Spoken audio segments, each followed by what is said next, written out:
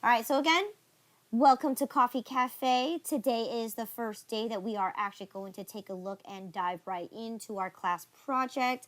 So, like I've mentioned in the Google Classroom, just for the first week of Coffee Cafe, so again, not in terms of school week, but in terms of Coffee Cafe week, we are going to be looking into helping out our friend Bob Mason to keep track of his books by following him through his journey to setting up his company. What does he need? How do we keep track of all the income and expenses, and how to properly close out his books? So the ultimate goal here is we are going to be taking a look at a series of scenarios, and we're going to follow Bob Mason through his journey for a whole month from June 1st, all the way to June 30th, okay? So we're going to be doing a whole month's worth of transaction, okay? Now, again, like I've mentioned earlier, every Coffee Cafe week can take up to 2 class days. So, or in this case, for the first 2 weeks, as the next third and fourth and fifth weeks, those are going to take about approximately 4 to 5 days to complete. So again, that's why it is very, very important that you do know and not fall behind. So with the files that you've downloaded, I am going to do a weekly update for every Coffee Cafe week that we finish.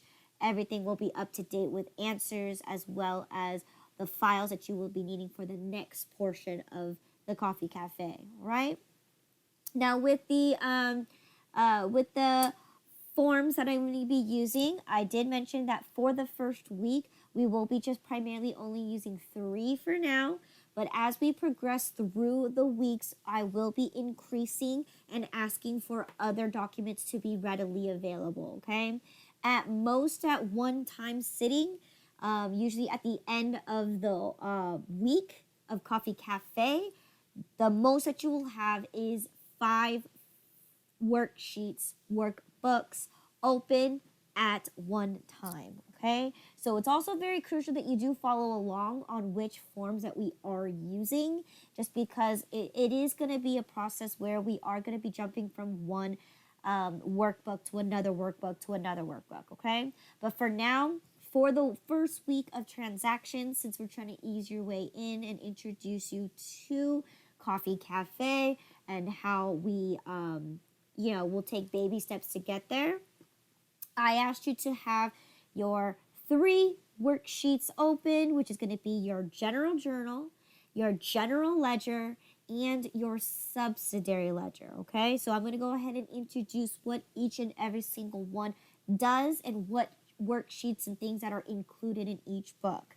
So the very first one is going to be your general journal, okay? So down below, you're going to have a series of different tabs at the very bottom. First one you have is going to be your calendar, okay?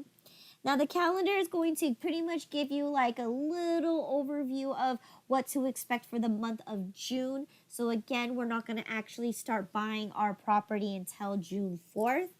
And then, of course, I introduce when payroll starts, when we actually start opening our business. So, of course, when we buying a business, we have to go through the processes of setting up our store. What furniture and fixed assets that we'll be needing to purchase before we can even open our store, right?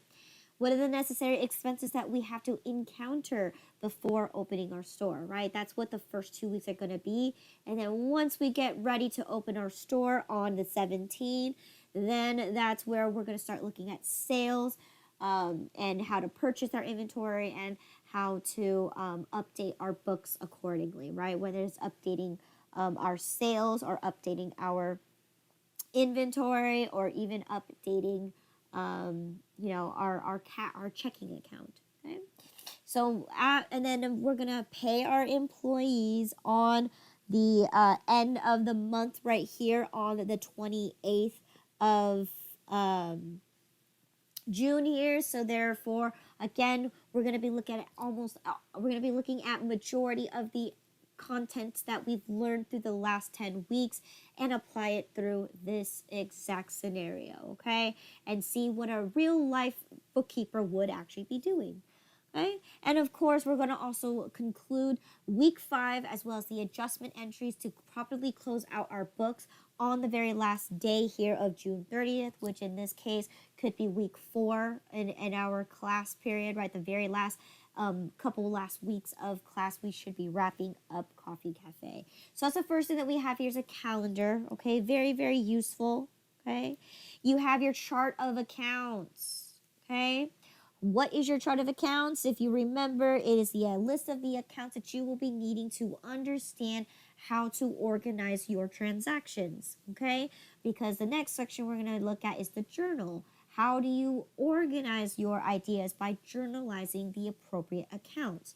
So in here, I have listed out for you your chart of accounts in account order, right? So your assets are going to come first, which are going to be your first 10,000 accounts.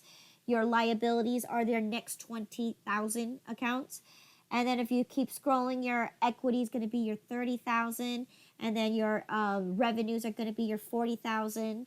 Your cost of goods sold is 50,000. And your regular operating expenses are going to be your 60,000. Okay. So in this case, this is a typical overview of what a typical business chart of accounts would typically look like. Now, how it's organized is I did try to make it in a way where it's also easy to read as well.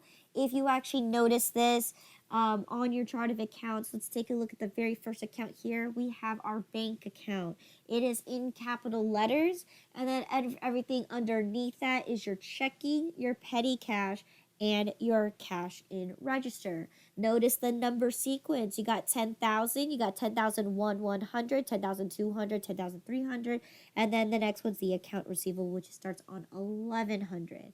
So what this means here is what I'm trying to make a difference here is that you're generally going to look at this as your main and your sub accounts and contra accounts as well. Your main accounts are typically going to be in capital letters, and your sub accounts are going to be in regular letters, right?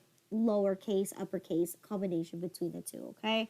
So that's how we know, because towards the end of the accounting period, when we close up our books, I am going to be needing you to wrap up the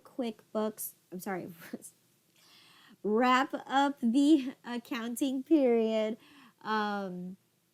by putting everything in their main accounts. So in this case, my bank account is a combination, right? If you remember what main and sub account does, main account typically flows in a direction and it has an account balance in it.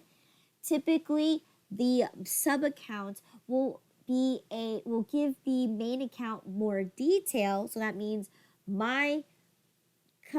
this Coffee Cafe bank account will consist of your checking, your petty cash, and your cash register. So that means it's going to be included. It's going to be a sum of all three of them. So again, that's how we have to understand sub accounts and main accounts, right?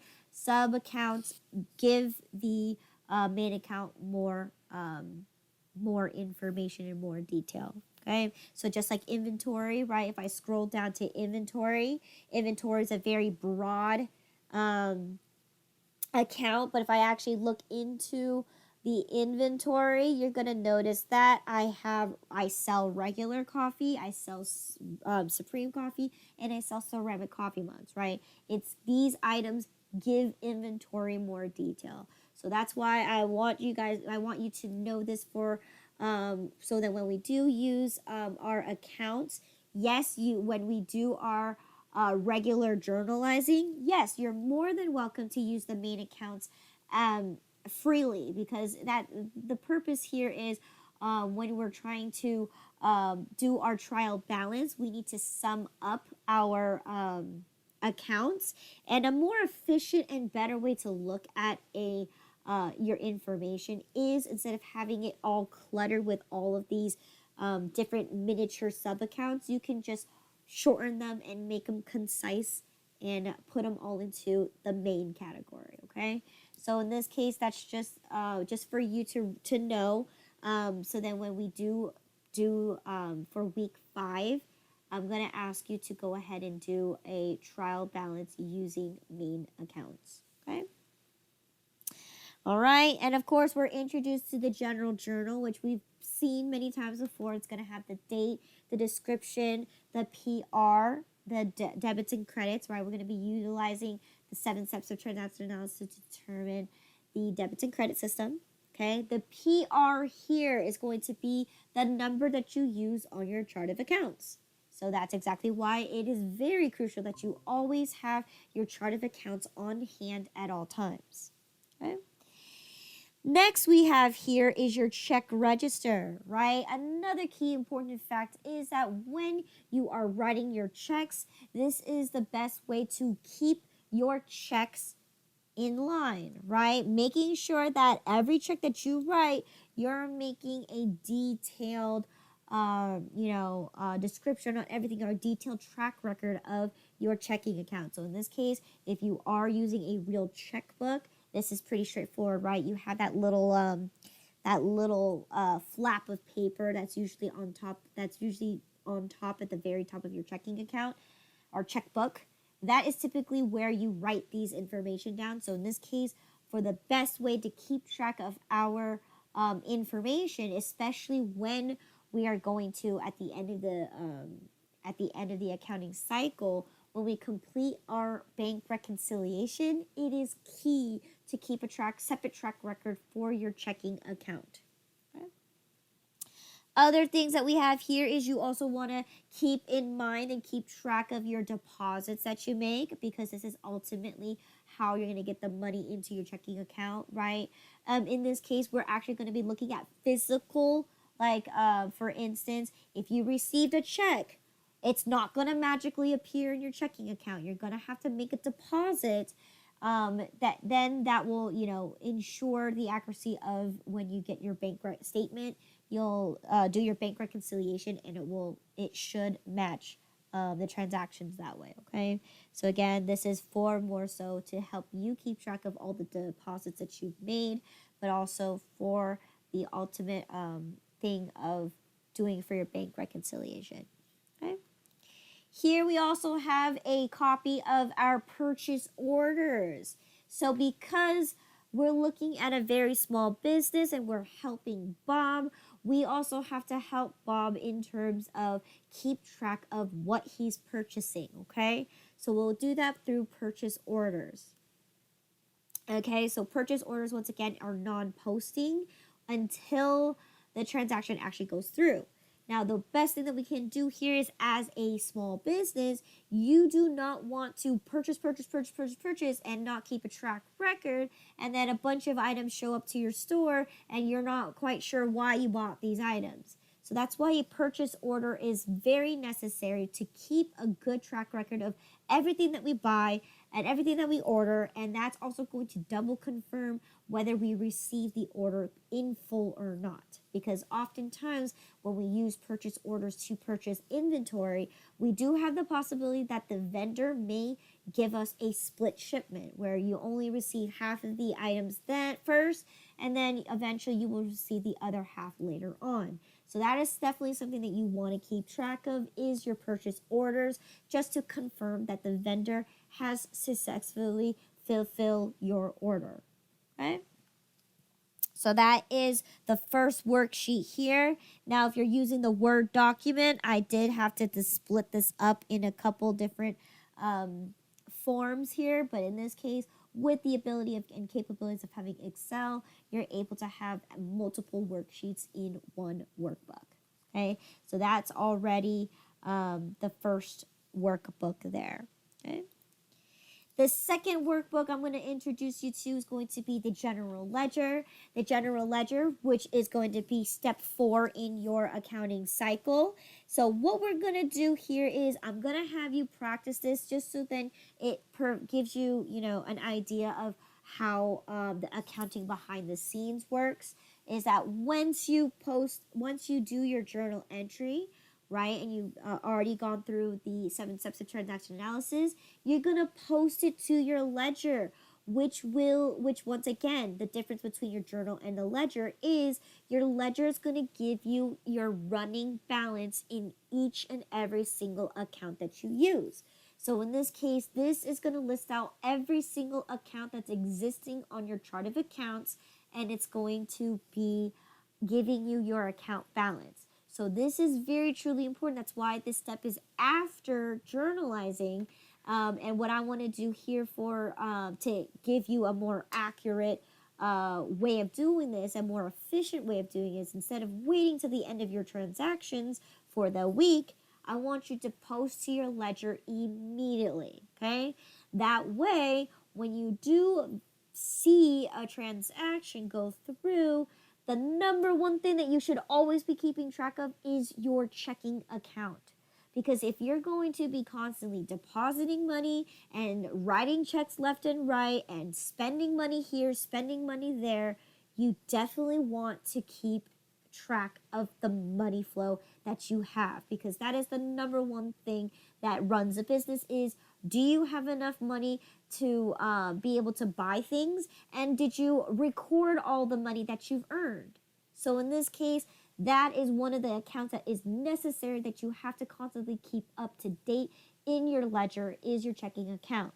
Now, since the rule of thumb here is every transaction, every time you have an action, you have an equal and opposite reaction. So the best way to do this, to keep a really good track record and making sure that your debits and your credits are equal at all times, is to make sure that you post it immediately right after you do your journal. That way, you'll know exactly how much money you have in your checking account, and or you'll know exactly what your account balance is at all times for every transaction that you complete. So that's what we're going to be practicing here is, once you finish journalizing, you're going to post it to the ledger immediately, okay? Now, in this case, the ledger is going to be broken up into the 6 different account types that I've already mentioned to you earlier. So the first tab is going to be your assets. So that means, so then you're able to locate it a lot more quickly.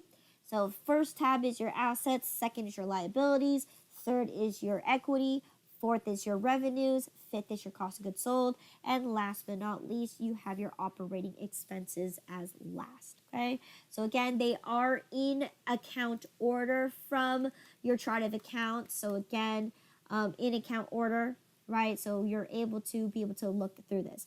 Now, since this company is a very, very small company, we're looking at scanning or in this case, transferring the information, and we'll be able to locate the accounts much more quickly because we don't have that many accounts.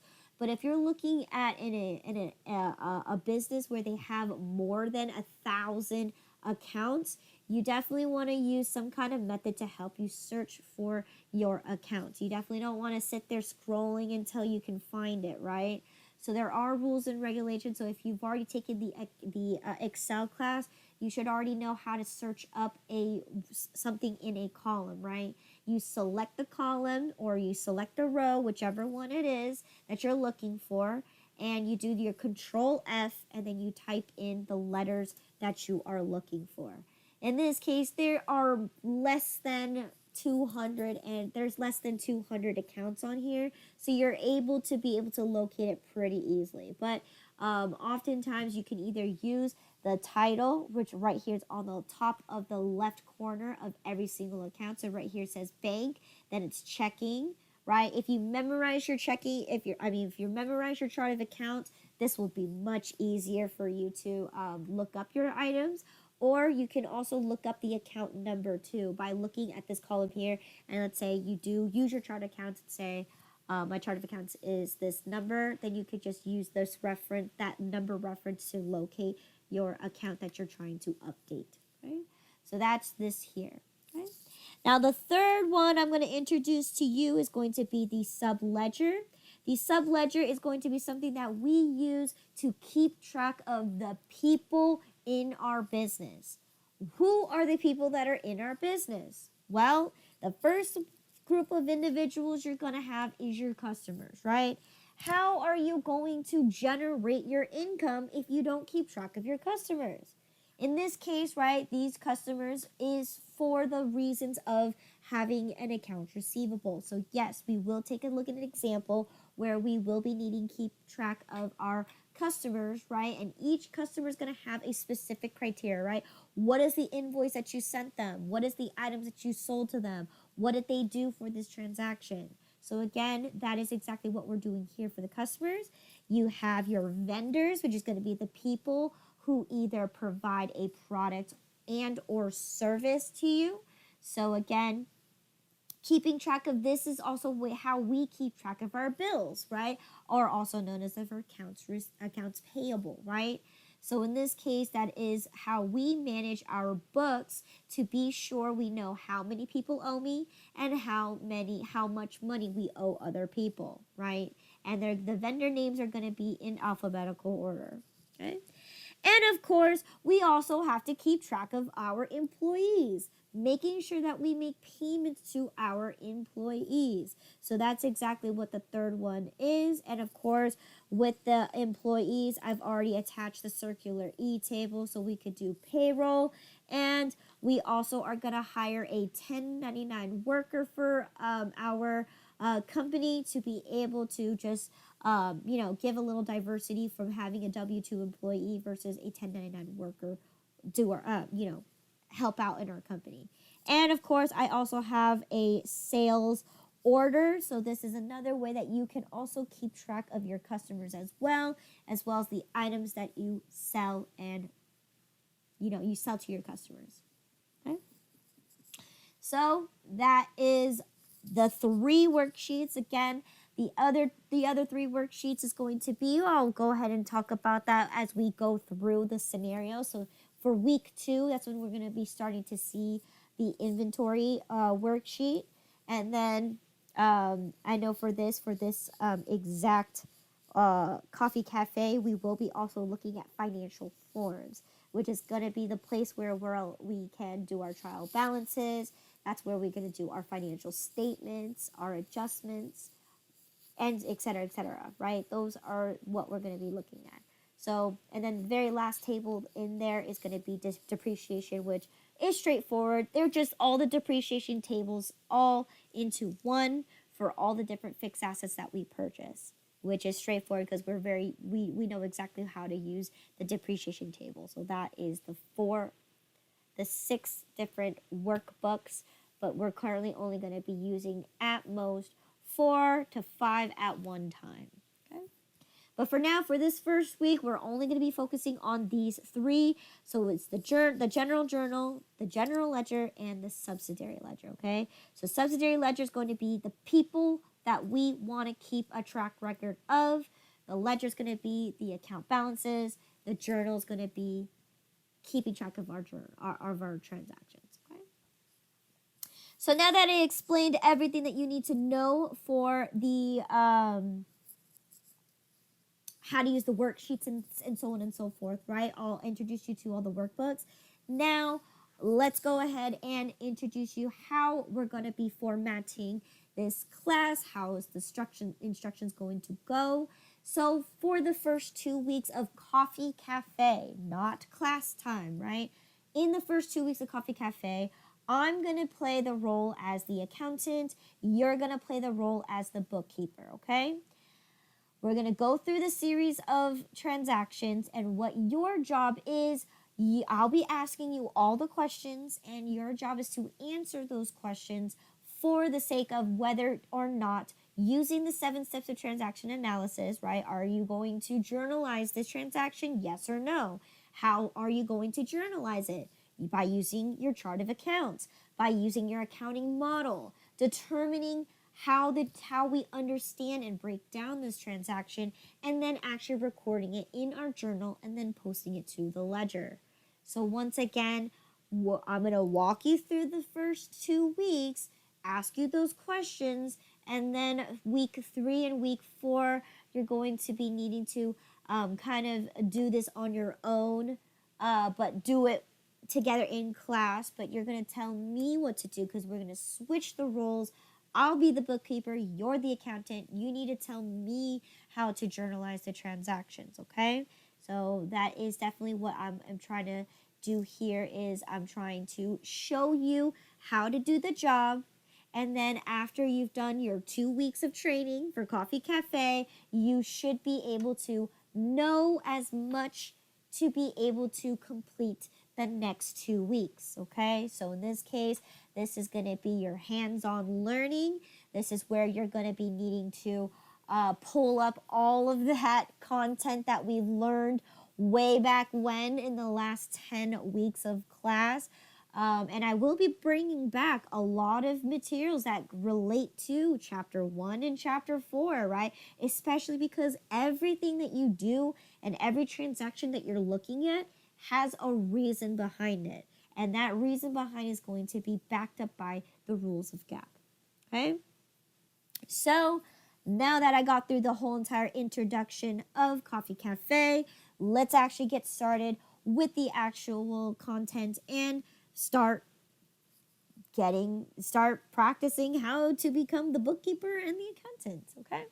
So here you go. We've already talked about this briefly, but let's go over it again, all right? All right, so Coffee Cafe is a fictitious business, and let's see how the scenario starts. So the first thing we have here is Mr. Bob Mason, who is your friend, okay? He wants to open up a small coffee shop in his local neighborhood, okay?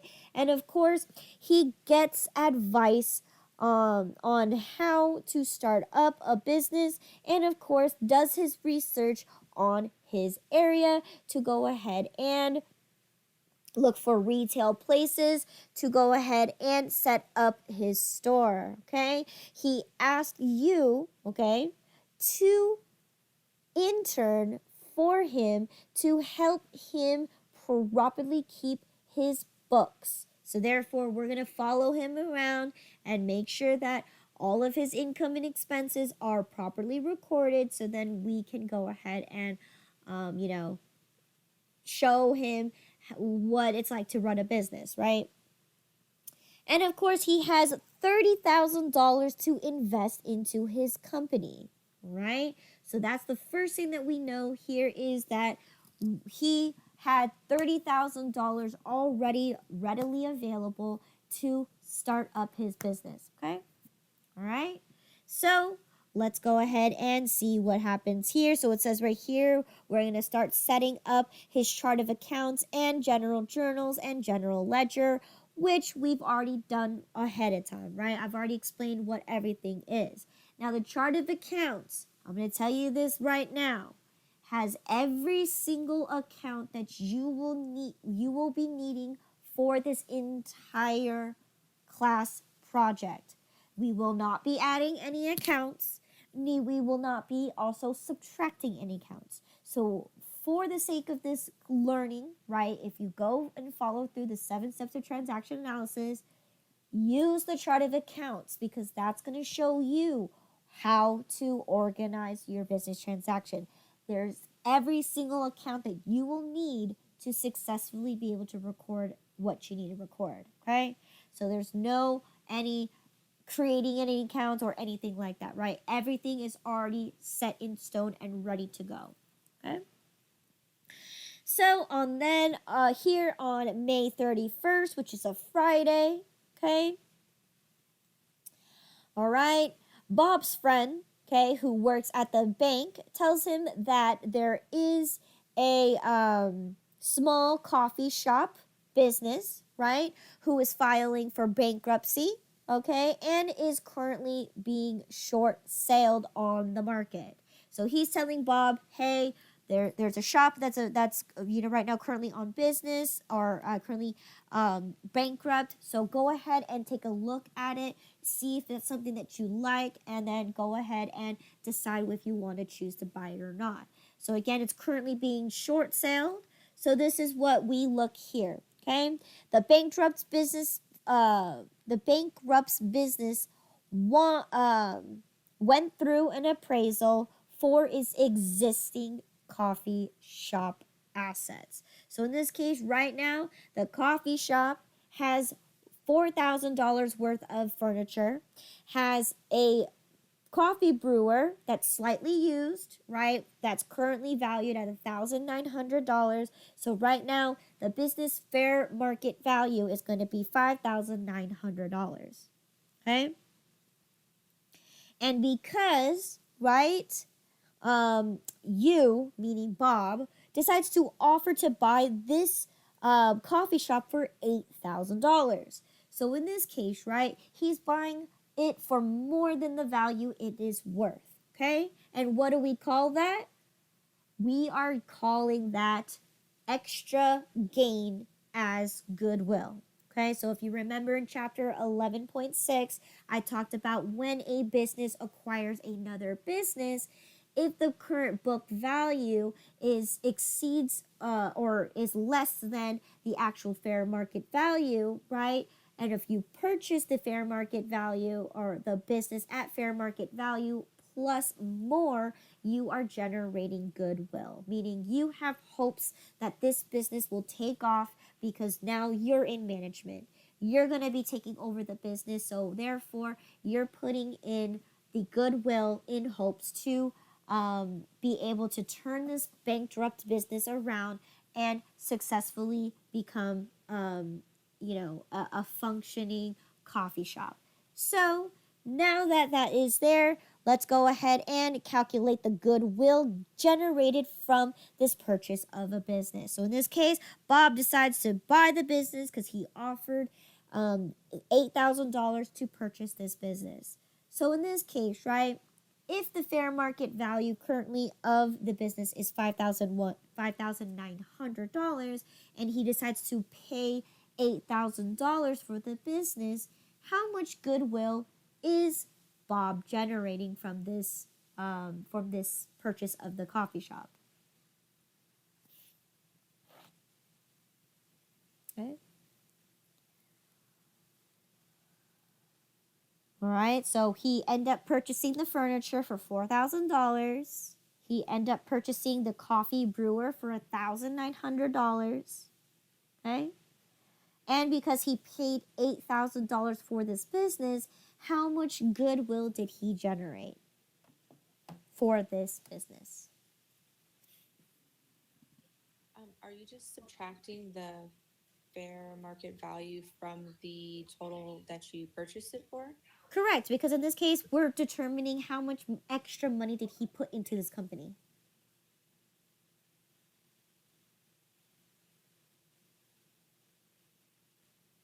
How much extra value did he put into this company? It's going to be 2,100. 2,100. So there is an example of how goodwill is generated by purchasing a business, another existing business.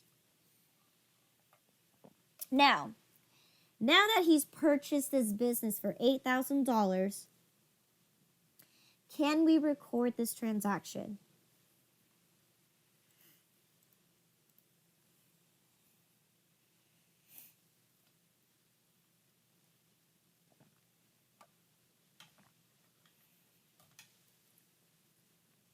We bought a business, didn't we? So can we record this transaction? Yes. Why? Why do you think? You're saying the fact that we purchased it. Correct. Because we want to subtract it from the 30,000 that we initially started with, right? That will be the general rule of thumb. Yes, so you are cutting a check to the bank because you're purchasing the business. So then no, because we're not like operational yet. Yes and no. Operational wise, it doesn't matter whether you're actually opened up for business or not. This is a start of a business transaction, right? You're buying a business for the sole purpose of starting a business, right? Yeah. So in that case, that part's correct. However, why can you not record this on your business book accounts?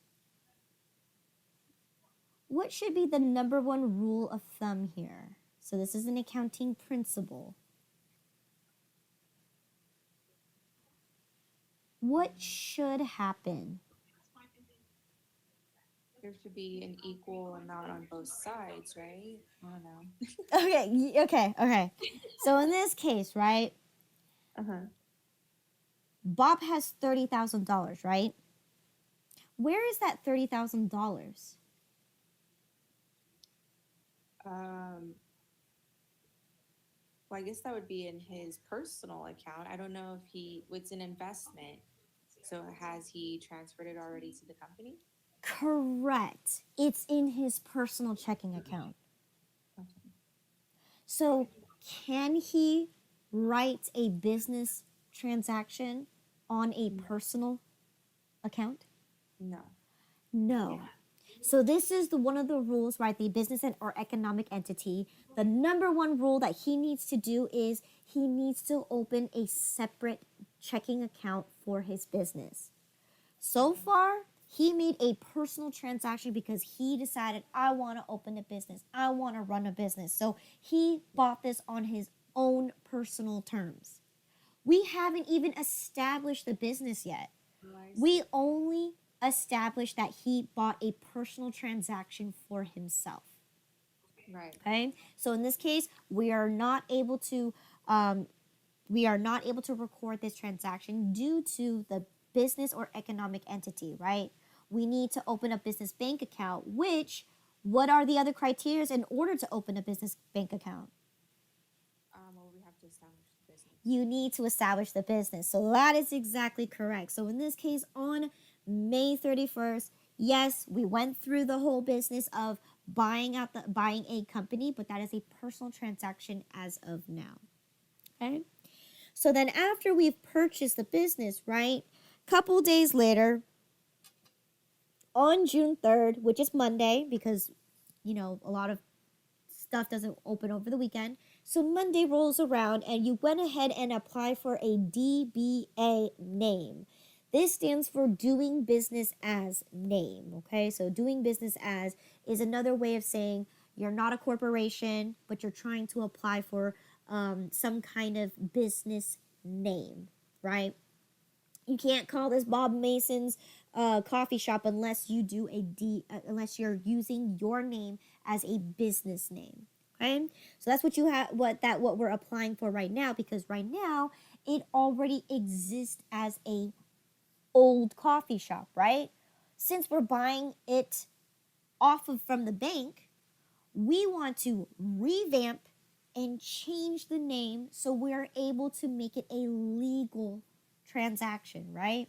So in this case, we applied to go to the court to pay for court changes to legalize the name Coffee Cafe. And the court charged me $25 for that. Okay? Now, once again, can I record this transaction?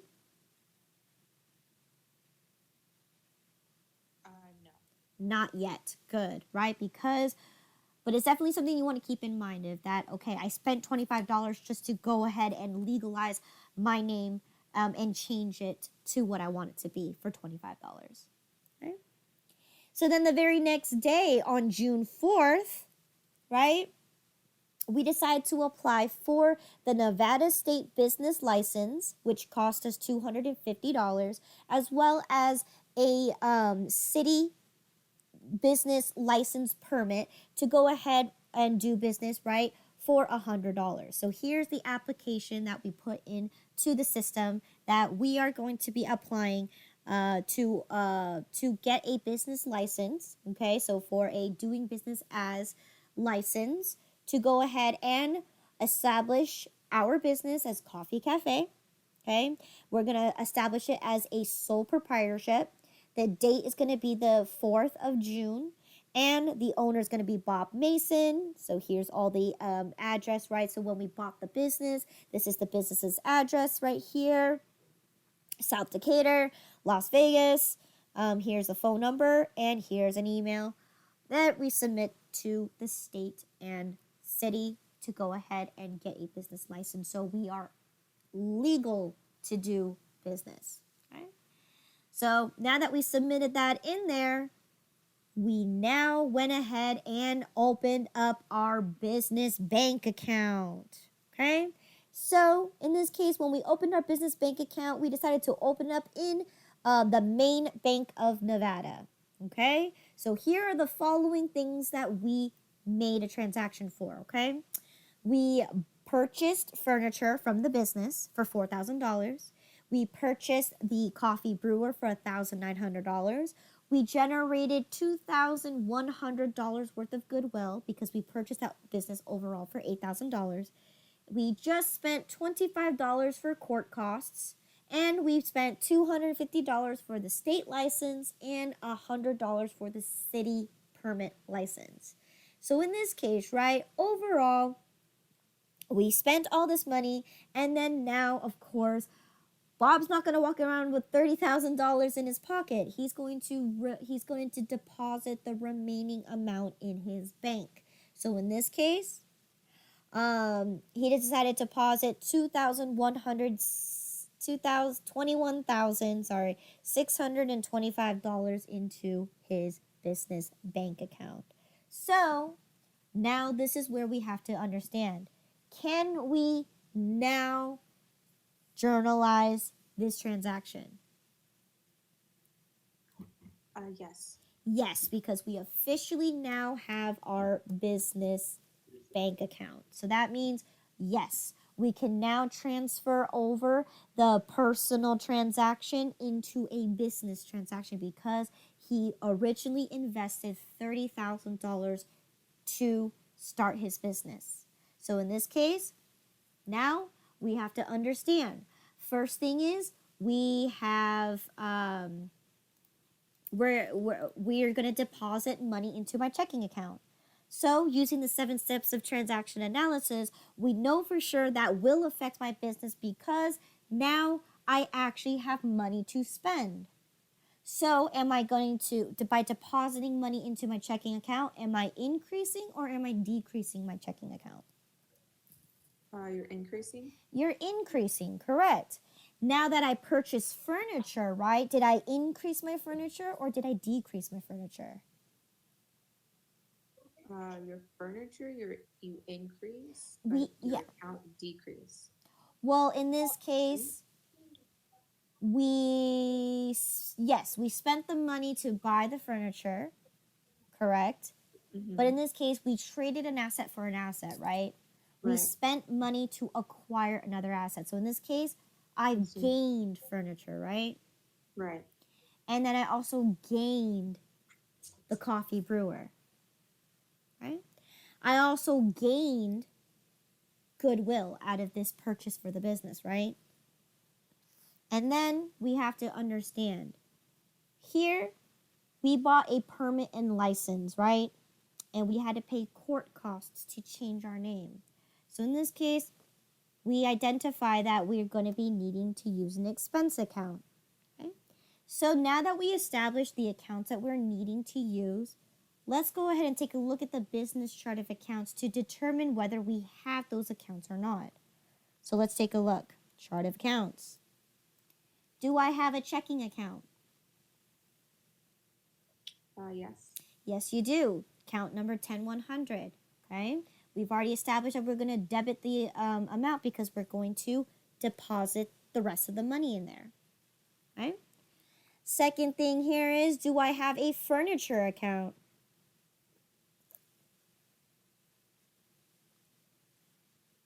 Yeah. Yes, you do. Account number 1300. Okay? What about a coffee brewer account? Yes. Yes, you do. We do. It's a equipment, which is a fixed asset, right? Right here. There it is. 1510. Okay. Do we have goodwill? Yeah. Yes, we do. 19100. Okay. And then now we need to look at all the expenses. Now, in this case, I already gave you the expense account, but if you were to just look at your chart of accounts, if you didn't have any clue where this account would be, so again, this is an operating expense, right? I already let you know it was an expense. You had to pay for it. So in this case, right, looking at your chart of accounts for your expenses, you need to be able to determine what your expense was for. We bought a state and city license, and we also had to pay court fees. So is that going to be falling under advertising expense? Probably not. It's definitely not a bank fee. It can be a business expense, right? But let's see if there's something better than a business expense. It's definitely not freight expense because we didn't purchase any inventory. It's not insurance. It's not interest. It's definitely not labor. But we have here license and permit expense. That seems to be the most best account to use for purchasing the state and city license, right? So in this case, this account right here, 60,600, seems to be the most fit. Now, because I had to incur this expense, am I going to increase my expense or am I going to decrease my expense? Decrease? Did you say decrease or increase? Decrease? You're not going to, okay, so did I spend the money for the company? Do you spend it for the company? Yes. Yes, you did. So in this case, you created an expense, right? Oh yeah. Oh, your expense. Yeah. Yes. So you had to buy something in order for the business to operate, right? So you incurred an expense. Now, what account do we use to represent the money that we put into a business, or in this case, the value of your business? What account do we use to represent that?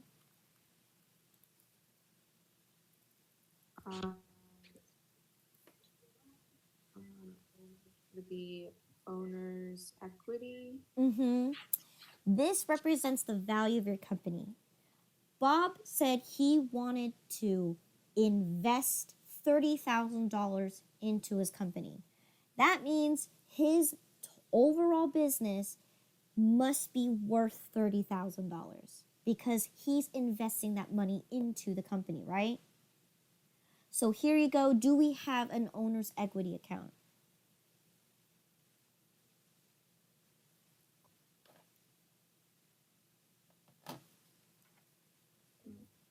Yes. Now, if we are adding value to our company, am I increasing or decreasing? The increasing. And how do we increase an equity account? Hold on, I gotta pull up the thing. No worries.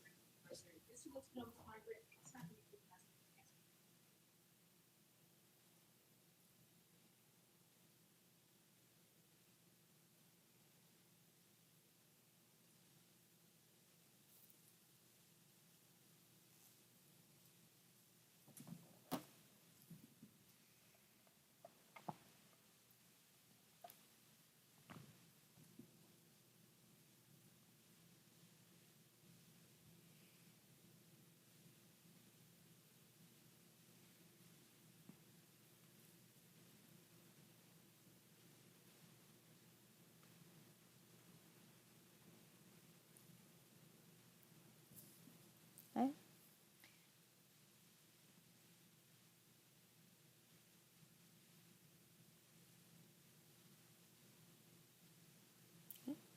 So in this case, we increase our equity because we're adding value to my company, right? I'm not taking it away. We are normally going to credit my equity if I'm going to increase it, right? So there you go. This is your exact journal entry that you're needing to put into your journal, okay? With this, so account number 30,000 is your owner's equity account. So, just like the rule of thumb, debits come first, credits come last, right? So the first thing I'm going to recognize is my checking account. Now, there is no exact order of how you want to, putting the account in like account number order. It doesn't matter. Whatever is a debit, whatever is a credit, as long as those accounts are in their respective places, right? Meaning all your debits are going to come first. Doesn't matter what order it is in. But if you do have it in that order, it just makes it easier for you to plug it into your ledger much more easier. But in this case, well, I'm just going to list out everything that I know. So for example, I'm going to be putting money into my checking account. My checking account is account number 10100. Okay. Next thing I have here is I recognize that when I purchased my business, I gained furniture, which is account number 13,000. Okay. Now in this case, I know for a fact that I gained $4,000 worth of furniture. Right? We also identified that with that purchase of the business, we end up gaining a coffee brewer, which is account number 1510 for $1,900. Right? We also generated goodwill because we paid a higher value because we have hopes that us buying that company is going to increase the value of my company. Yes?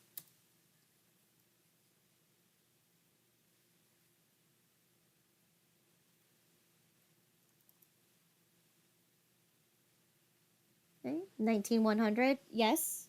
You have a question? Okay. All right. Which we know that by purchasing the business, we gained $2,100 worth of goodwill. Okay. And we know for a fact that we end up buying a license and permit expense, right?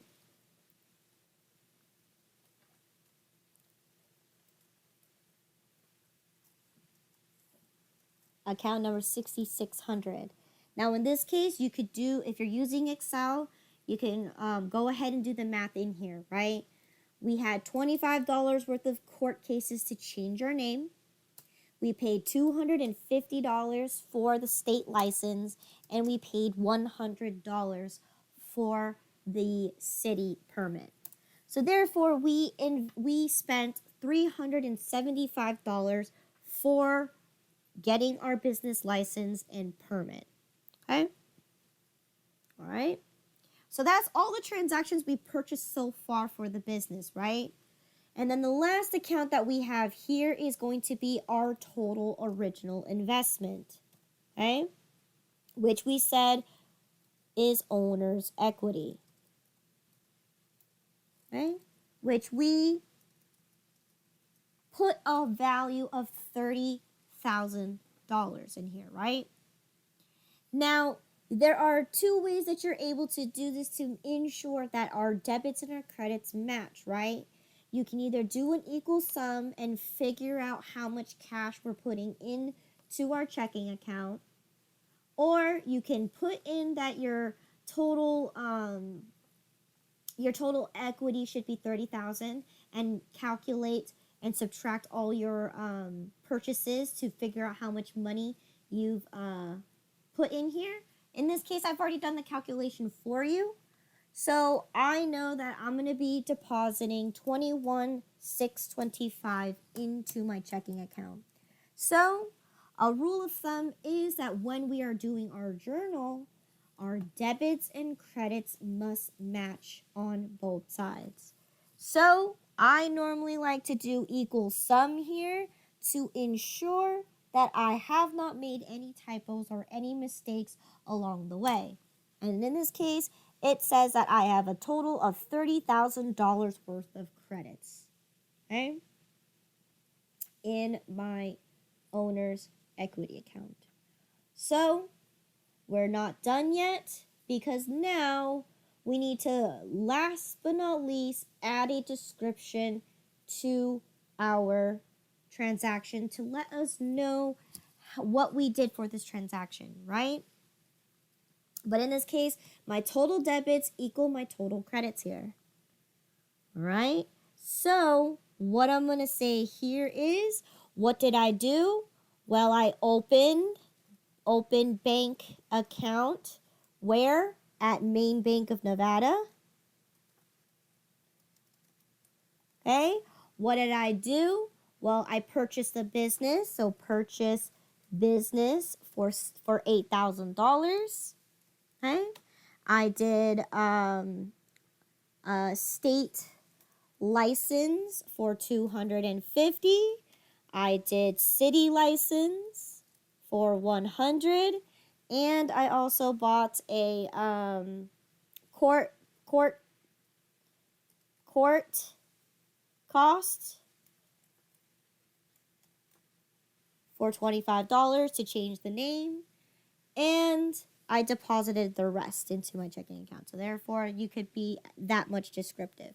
Now, in this case, your description can be whatever you want it to be. You don't need to match mine 100% because, again, this is your books. So if you are able to be okay without having any description, then so be, right? But don't forget, you are not the only person that's looking into your books. If you decide to submit this to have it checked by your accountant, and your accountant opens this transaction up, they're not going to know what you did here. They're going to know that you put money into a checking account and you bought all these different things, but you didn't, especially for the business license and permit, you didn't specify what that total cost was. You just said it was only $375. So in this case, being descriptive is key. But again, if it's something that's kind of straightforward, like you don't need to say that you purchased furniture because it's already clear that you purchase furniture, or you purchase a coffee brewer, it's perfectly clear that you purchased a coffee brewer. So those are kind of things that you don't really necessarily need to repeat in your description. But again, your description could be as long as you'd like it to be. As long as you can understand when you refer back to this transaction, you would know exactly what has happened here. Okay? Because oftentimes when you're going about your day, right? And then you come back the next day, you're going to completely forget about what happened that day, from the previous day, right? You're going to be more focused and in tune with the current time. So in this case, that's why it's also going to be one of those things that you need to make a note for every single transaction, because ultimately, right, when you go back and review your transactions, you don't need to have to go and recall back in your memory to figure that out, right? You could just take a look at the description and be like, yes, that's what I did. I purchased the business and I purchased all of these licenses and so on and so forth, and I acquired a lot of things, especially if you understand the concept of goodwill. That right there already tells you that you purchased the business, because goodwill only derives by purchasing a business, right? So again, a lot of these things are going to be descriptive in terms of what you want to put in your books. But remember, keep in mind, you are not the only person that's looking at your books. So again, you could be as descriptive as you'd like. It could be a whole paragraph if you want to, or it could be very short and simple if you like to use acronyms. I do not care, okay? But here is the rule of thumb. Your accounts that you have here under your description must be word for word exactly how it should say. So if it's an allowance for doubtful accounts, you need to be able to spell every single letter to it. Do not take shortcuts and do not put acronyms, because that is going to make it even worse for anybody else who's looking into your books. So yes, we know what an allowance for doubtful accounts is. We know we can just do, AFDB, right? In this case, that we know what that means. But to other people who are looking at your accounts, they will not know what that means, okay? And on top of that, that's why you have two kinds of checkpoints, or in this case, reference points, right? You have the account name and you have the account number, okay? But that's just the rule of thumb. You want to make sure that when you are journalizing your transactions, your accounts are going to be written out in full letters, okay? And they're going to be having the reference point, which is the account number, attached to it as well, okay? That way, when other people look at your books, they'll be able to see this and be like, okay, yes, You went to your checking account, you put money in there, and oh yes, you got goodwill and you paid for this, right? So in this case, you have to keep in mind that other people are looking at your work, okay? So in this case, right, but this is your book, so you get to choose whatever you want to do. You're not going to be turning this into me. So I don't care what you write on here, but this is just what I'm teaching you in terms of if you do go out into the future. So now that you're noticing, right, QuickBooks does the same thing. You can't just put CH for checking. Once you type CH into QuickBooks, you're going to notice it's going to populate the entire word checking dash 1025, right? From QuickBooks lesson, right? It's going to always pull the full title of what you put that account name in there for, right? It's being descriptive as possible when it comes to the accounts. And then of course we put our notes in either description or into the memo, wherever you put it in there, okay? So this is what I'm telling you for this exact transaction is that this is what we did on June 4th. Okay? So now that my journal is complete, it's got the date, it's got my debits, it got my credits accounts, it's got my post reference, it's got my total debits equaling my total credits, and it's got a description. I am now officially done with my journal. Okay? So then, now, here is the rule of thumb that I want you to do right after doing your journal. This is a preventative measure so you do not make any mistakes transferring over from one worksheet to another. I want you to immediately post to your ledger. Okay? So I'm going to go ahead and pull up my general ledger, and this is the rule of thumb here. To ensure that when you're setting up your ledger accounts and setting up those account balances, I recommend you to do it in the exact order you journalized it. Meaning, the first account that you see here on your list for your journal is my checking account, right? Once I finish updating my ledger account for my checking account, I'm going to move on to the very next step, which is going to be furniture. So I'm going to go through each and every account that I listed out in my journal. That way, if I don't skip around, because if you do tend to have that idea where I'm just going to skip around and not come back to it, oftentimes when you have this exact list like this, right, where you have multiple accounts in one transaction and you decide to skip around because this account came before this account, right, you will almost guarantee will have the ability to skip it and actually permanently skip it, meaning you will forget about it. Now, remember, our transactions is not just going to be a two account transaction, right? It's not going to be one debit for one credit. No. But majority of our transactions are typically like that. However, when we dive into our sales section, you're going to be needing to handle at least 8 accounts at one time. Okay? This one is only 6 accounts. Okay? But that's what I mean is that you want to ensure that you don't make any mistakes, because if you forget one of these accounts, that will throw off your trial balance. Then you'll have a discrepancy in your trial balance, which is when you total up your total debits and total up your total credits, you will have an uneven number. And therefore, you need to stop, go through the transactions all over again to locate where your mistake is. And that part is what is going to be the most excruciating part of the accounting is if you have a mistake in there, you're going to have to go back through all your work to find the mistake before you can go ahead and proceed. That is exactly why I set this up so then at the end of every single week, to prevent us from going through that excruciating pain, we stop ourselves at one point in time, we do our trial balance, and if everything pans out perfectly and evenly, then we know that we did our accounting correctly and accurately, because my total debits and my total credits equal at the end of the day, which is the purpose of doing a trial balance in the first place. Now, again, the trial balance derives from the account balances.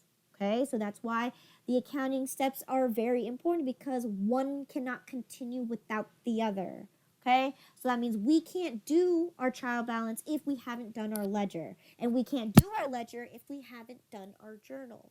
So again, now that we finish our journal, we need to post to my ledger, so then when we reach the end of the coffee cafe week, we can go ahead and do our trial balance to ensure the accuracy of our accounting. So in this case, first account that we're going to see here is my checking account, which we know is an asset. Okay, and if you look on this page here, it should be at the very top, right underneath your bank, because it is account 10100. So therefore, it should be the very second account here, right? And we're going to fill it in exactly identical to our journal. So in this case, the date is going to be the same, right? It's June 4th. Your description or item here is going to be whatever you want to put in here. So in this case, I'm going to put that I opened up my bank account. Open up bank account. Okay? And post reference here is going to be the general journal where this transaction lies.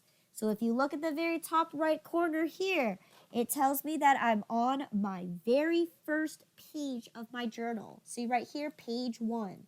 So therefore, I'm going to make my reference point so that if I ever need to go to my ledger and then go back into my journal, I know exactly where to locate it. So in this case, my post reference here, I'm going to go ahead and use the acronyms of general journal. So GJ1 for the page 1. Right? All right. You can use whatever acronym you want to do, but in this case, this is the most obvious one because it's telling me that this transaction for me opening my account balances or opening my bank account is going to be on general journal page 1. Okay. And because on my journal I said I debited my account for 21,625. Now I left these worksheets unformatted for the reason being that you can go ahead and whatever style that you like to put your format your worksheets by is up to you. And in this case, I generally like to see commas, and I also like to see decimal places, but I do not like to see dollar signs. So in this case, right, that type of style of formatting is actually going to be called, it's going to be called comma style, okay? Where you're going to get the commas for the numbers, right? So for this is 21,000, so you're going to see a comma between the 1 and the 6, right? And it's going to give me 2 decimal places. So there you go. But it doesn't give me that dollar sign because sometimes the dollar sign can be read as a 5, right? It's if you squeeze your windows a little too tight, you can accidentally mistake that. So that's why I do not utilize that. But for other forms and other worksheets, I will utilize it for the being of to understand that this is a dollar transaction, right? But in this case, that's all I want to see is just that there's 21,625 that I debited. Now, how do I determine the account normal balance? Well, think of it. If you're starting out your books, right, every single account has a 0 balance. It's got no debits and no credits. So if I'm going to start out with 0 in every single account, then if I'm going to increase my checking account on the debit side for 21,625, what does that mean? What does that tell me? That means that tells me that I've increased my checking account on the debit side by $21,625. Now remember, when we are looking at the debit and credit balance, right, we're looking at it as if it's on a number line, right? On the right side, you got your positive numbers. Then in the middle, you have 0. And then on the left side, you have positive numbers as well. Okay, or in this case, if you're looking at an actual number line, You got the left side being positive, then you have 0, and then you have the left side being all negative numbers, right? In this case, we're looking at absolute values. So we're saying that it doesn't matter whether you're on the left or on the right, they're both positive, but all you need to know is that it is like you're teetering between the number line, right? If you're going to subtract money, it's going to drag you to the right. If you're going to add money, it's going to drag you up to the left, right?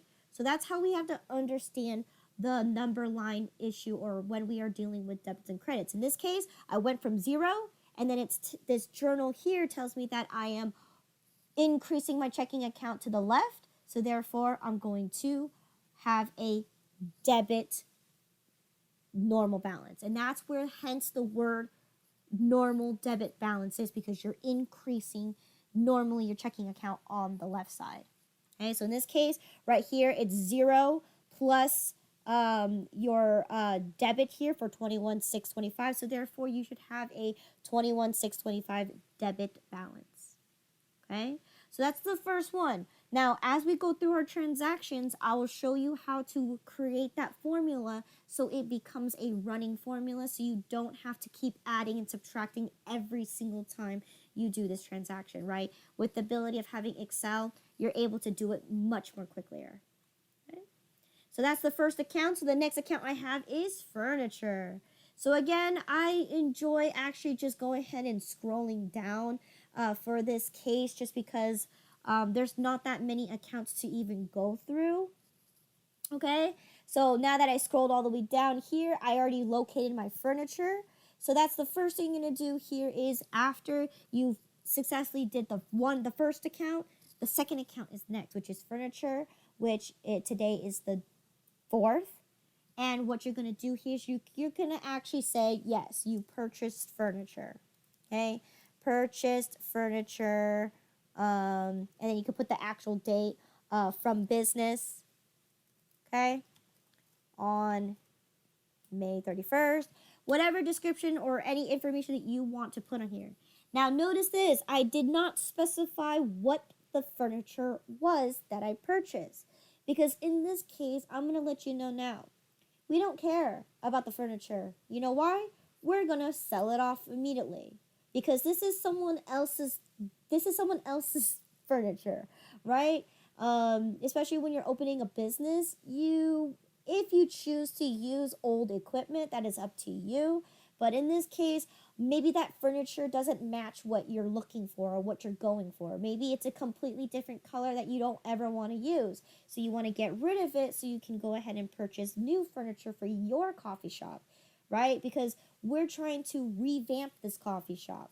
So in this case, I do not care to list out what those furniture items are, because I'm just going to simply get rid of them off my books as soon as I can. So in this case, right here, post reference, right, this transaction is going to be on General Journal page 1. We purchased the furniture for $4,000, so therefore we increased my furniture account by $4,000.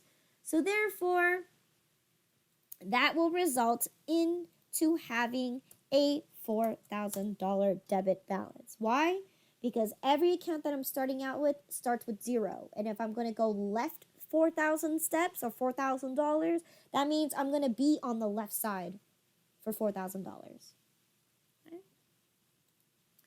So now that I finished my second one, I got to go ahead and do my third account, which is going to be under my coffee brewer. So right here we got equipment.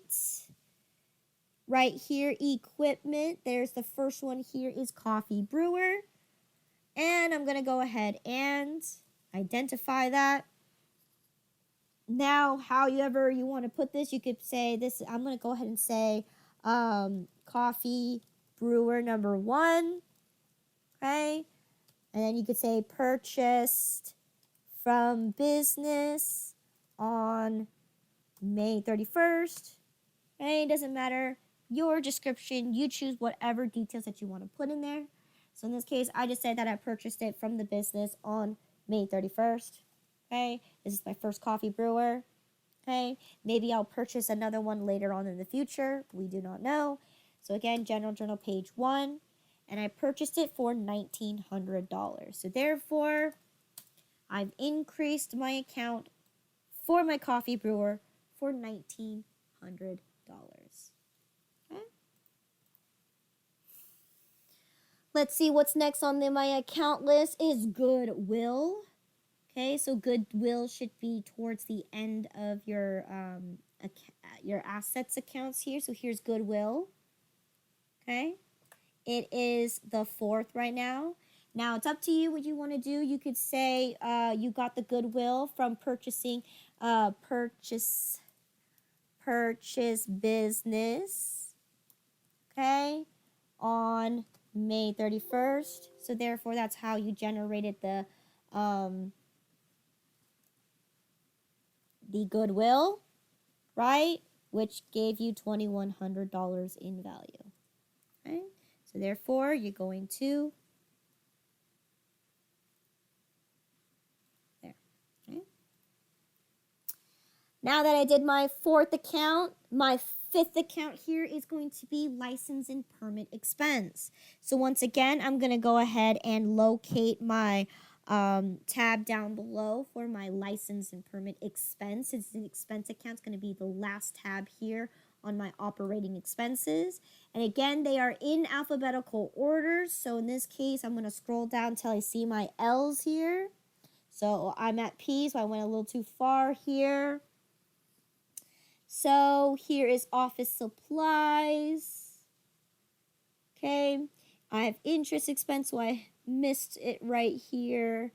Here you go, license and permit expense. Okay, and here is where I'm going to be very descriptive of what the charges I made, right? Because in this case, we paid for the Nevada state license, Nevada state, or Nevada license, I guess, LIS, for $250. We did city license for $100, and we paid, or I could do plus court name change for $25. Okay, and of course this is on General Journal page 1. Again, you can also do the math here. So 250 plus 100 plus 25 should give you 350, right?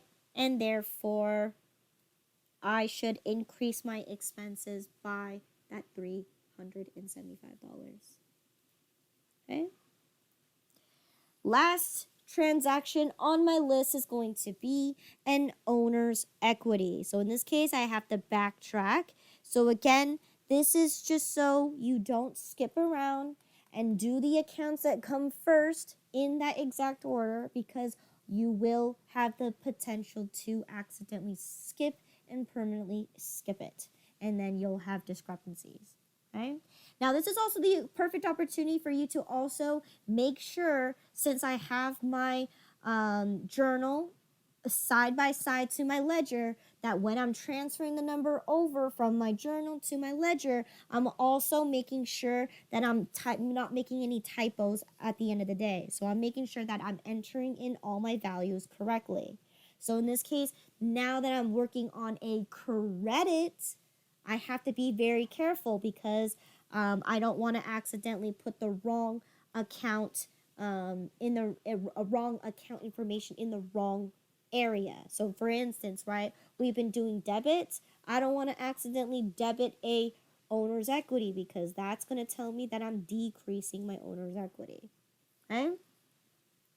So if you need some formatting, I just want to actually make this actually a little bit bigger so we can see everything. There you go. Now what you could do here is original investment, okay, into my company, General Journal page 1. And now this is where I'm saying here, on my journal, I've credited my account. So therefore, I need to be in the credit column for that $30,000. And therefore, that means, am I going to have a debit balance or am I going to have a credit balance? I need to make sure that I do not make a mistake here, because that will also throw off your numbers in your trial balance. So this is where the accuracy is coming into play, right? Did you put in the correct numbers in the correct columns? So in this case, I understand that I'm using a credit now. So therefore, I should now have a $30,000 credit. Okay? And of course, I'm going to format it to show me that it is $30,000, not 300 or not 3,000. It shows me here that this is a $30,000 credit. Okay? And now we finished putting in our last account here. We do not need to put a description, okay? And here's the next step that we need to also think about too, okay? Now that I did a transaction, the next question is, did I involve anybody in this transaction? Did I involve a customer? Did I involve a vendor? Did I involve an employee? In this case, we don't have any employees and we don't have any customers. But did I involve myself with a vendor? In this case, yes, you did. However, the vendor has not done anything to you in terms of transaction-wise, right? So in this case, I do not need to update my subsidiary ledger because even though, yes, I opened my bank account in the main Bank of Nevada, there was no transaction there. We didn't make a payment to Nevada main Bank of Nevada. They did not give me a rewards program or anything for joining their main Bank of Nevada. So in this case, there was no transaction that actually happened between me and the main Bank of Nevada, right? So remember, the subsidiary ledger is used for when there's a transaction with the people involved. In this case, no transaction necessary, right? We just simply opened up a bank account. We don't need to put a description in the main Bank of Nevada's account to say that we opened an account with them, right? That is going to be one of those things that's a little too much detail, right? So therefore, that's all we need to do here.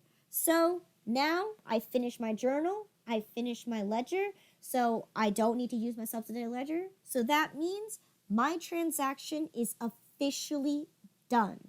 That means I can go ahead and move on to my next transaction for this day. Okay? So any questions here?